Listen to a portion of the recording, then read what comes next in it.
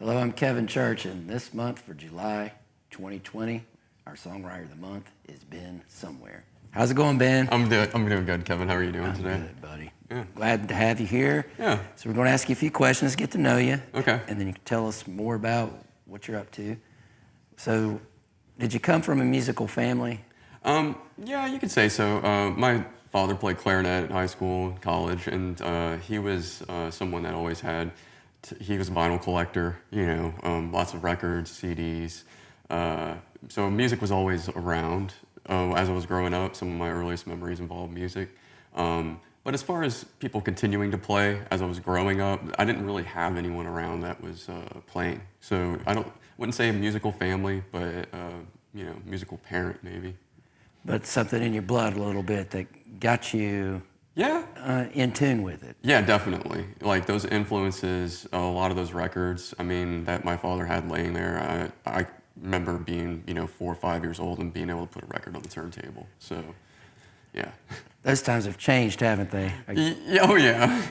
Yeah, that experience doesn't even exist anymore, unless you're, a vinyl connoisseur, I guess. Right. Some people still do that. I do a little bit here and there. But very cool, man. Yeah. I was relating to your story because that's what I did with my dad's records, too, when I was growing up. Yeah. It gave me a lot of influence growing up. For sure. So what got you into songwriting then? Songwriting probably started when I was about 13.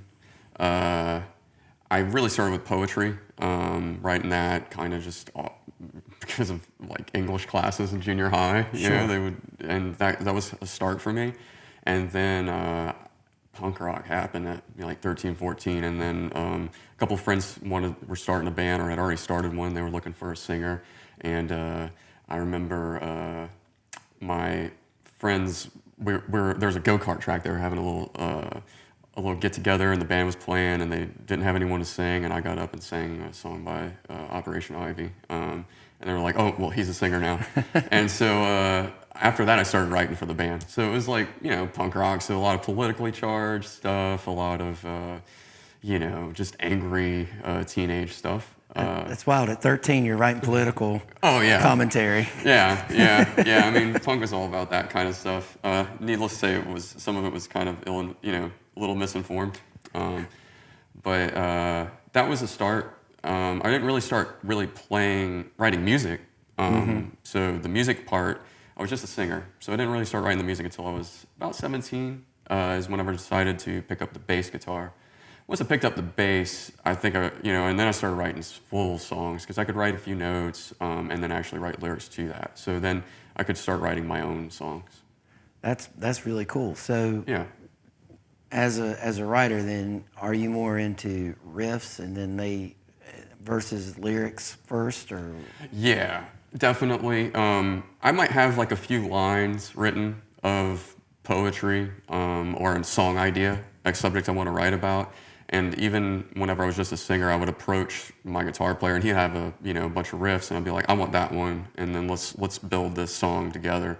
And so even now, the music kind of dictates the poetry, and so the words definitely come second. That's wonderful. So I like it, man. So let me ask you this: where did Ben Somewhere originate? Where did that come from? Ben Somewhere was my handle on. There was a chat room for a punk band called Screeching Weasel, and I was obsessed with them. And it was right when chat rooms were like a new thing, and the band actually had their own website. And I remember they had a chat room, and it was an old punk tradition. You take your first name and then you add something goofy to it, and it's like a what do you call it? Oh man, I'm drawing a blank here.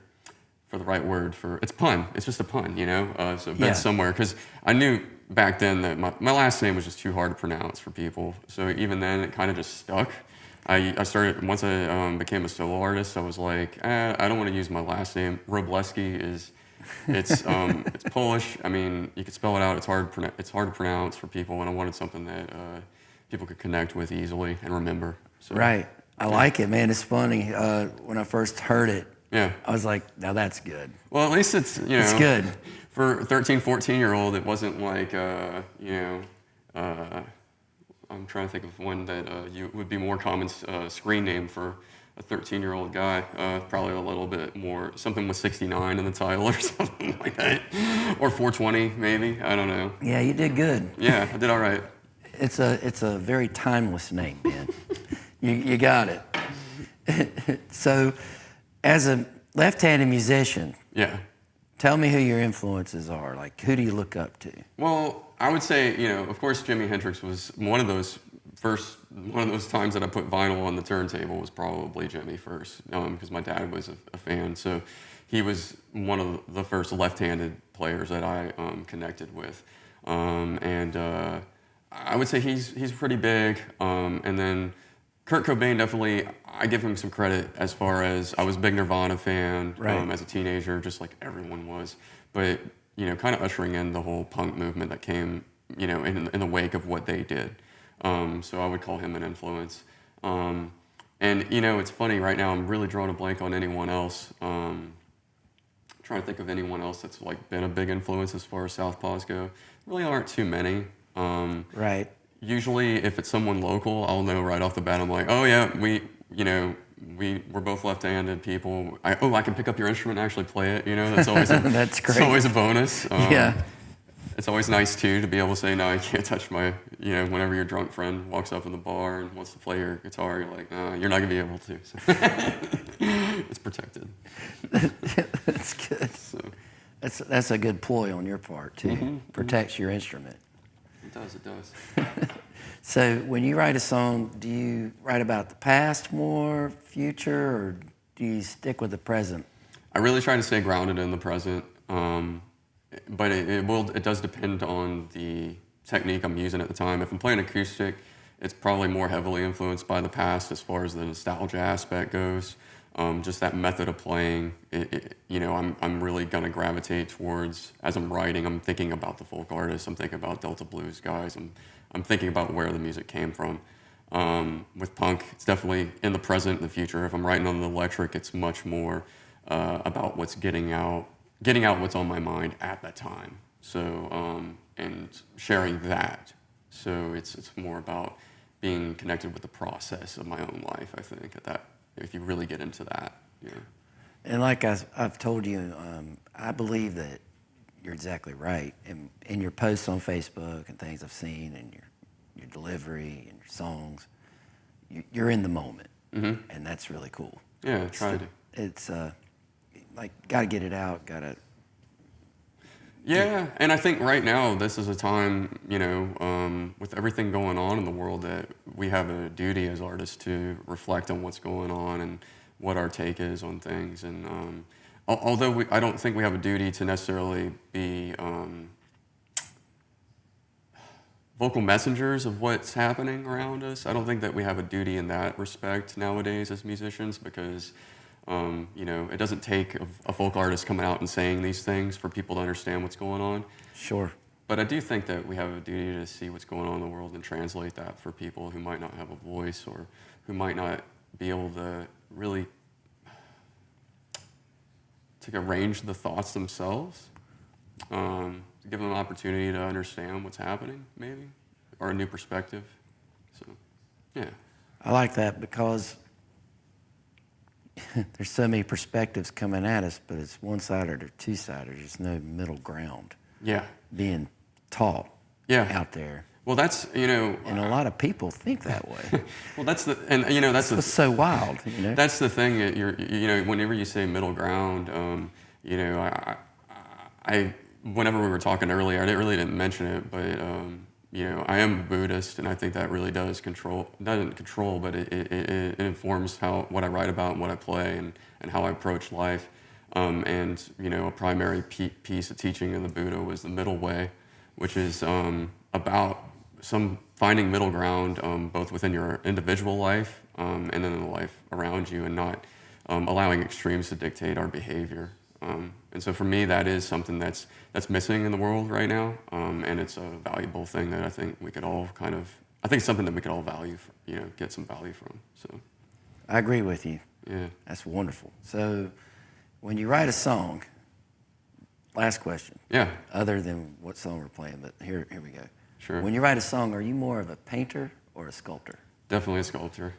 Elaborate a little bit. Sure. Well, just like I said before, when it comes to approaching songs, the riff comes first.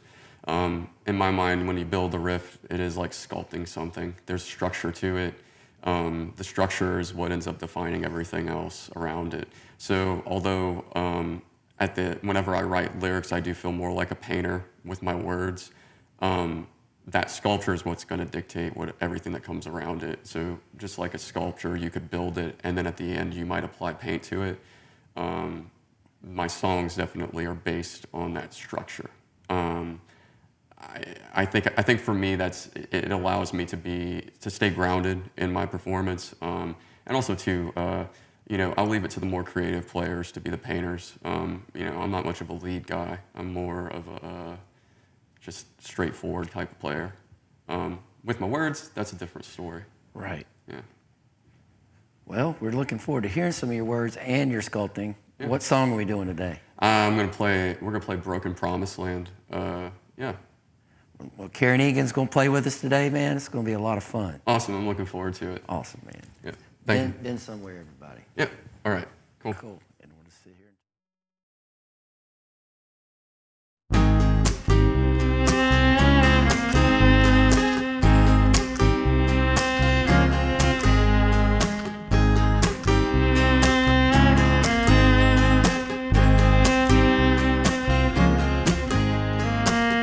Hey there, old friend.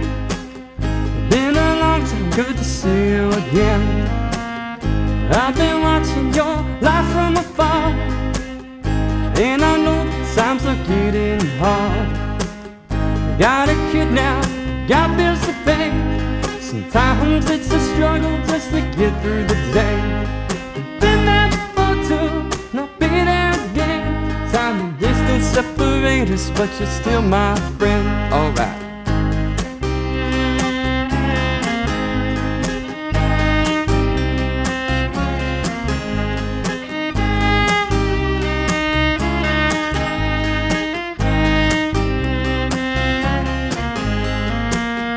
Woman, after you got you feeling down, no matter all you've done, still in this little town. The same old faces, same old bars, all victims of inertia, never made it too far. Despite your gifts, you adopted their mentality, been living by the rules of their reality. About you inlay the concrete on this road you pave. Grab a shovel, dig a hole, and lay down in your grave. You can see this through, I'll never give up on you. I can still see the light that shines when we ran those streets at night. Never give up the light, never give up the light. Alright.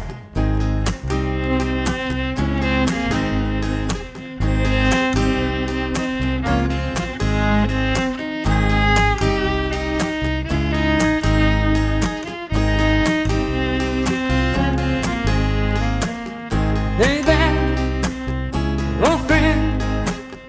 Now you're feeling like this could be the end. Spend all the time running from your better self, with your head up in heaven and your feet down in hell. Despite your best intentions, made a bad mistake. Got some demons on your tail that you can't seem to shake. You're gonna have to face them no matter how far you've gone. Time to knuckle up, man, the damage is done. Alright.